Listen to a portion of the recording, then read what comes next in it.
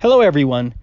Today's video will simply be a quick summary of an amazing flat earth proof made by our good PhD friend, Dr. John D. His video is extraordinary.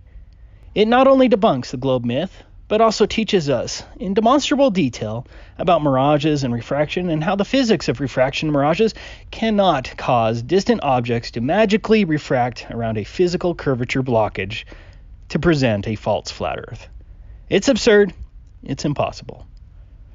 At the making of this video, Dr. John D's video only has 920 views, when it should have hundreds of thousands of views, and I only want to bring more attention to Dr. John's work.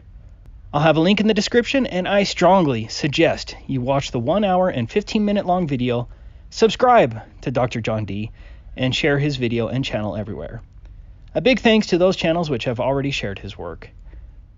Dr. John D's long-distance observations were of the Rampion wind farm, which is located 8 miles off the coast of England, between England and France.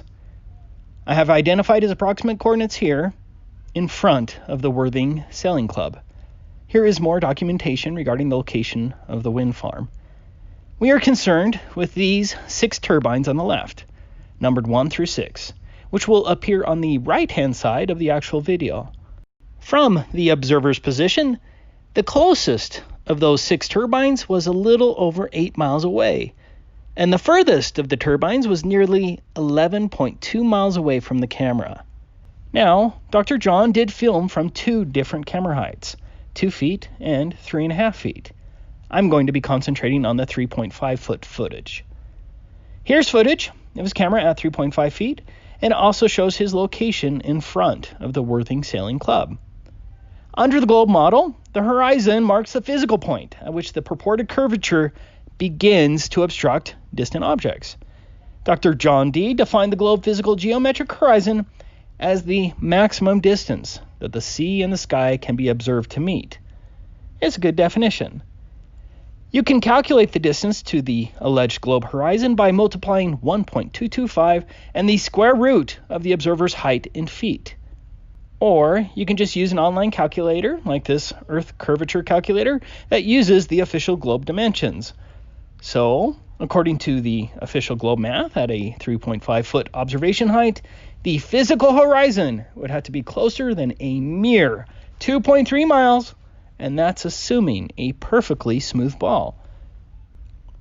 So, large waves, miraging, and atmospheric opacity may easily reduce that distance to the alleged physical horizon, but there's no way to increase the distance to the globe physical horizon without increasing the elevation of the camera.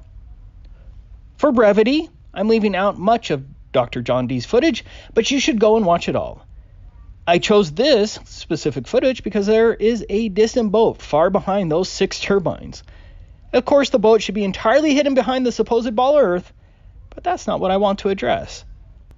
Because the boat is higher perspectively than the base of the turbine that was 11.2 miles away, we know, as a matter of fact, that there is absolutely not even a centimeter of curvature present.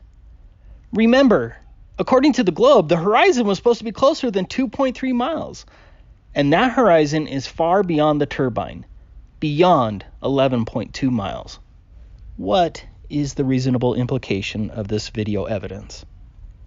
This is indisputable evidence that there is no measurable curvature when the globe model says that the curvature should be easy to measure and detect over these distances.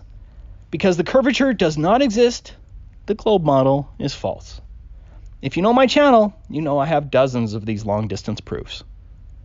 This flat earth awakening is our path to freedom, because until we can set aside these biggest and easily proven lies, we'll never be able to shake off this stranglehold on humanity. And that's the only reason why I'm here. Thank you, Dr. John D, for your amazing work. May God bless you all in your pursuit of truth.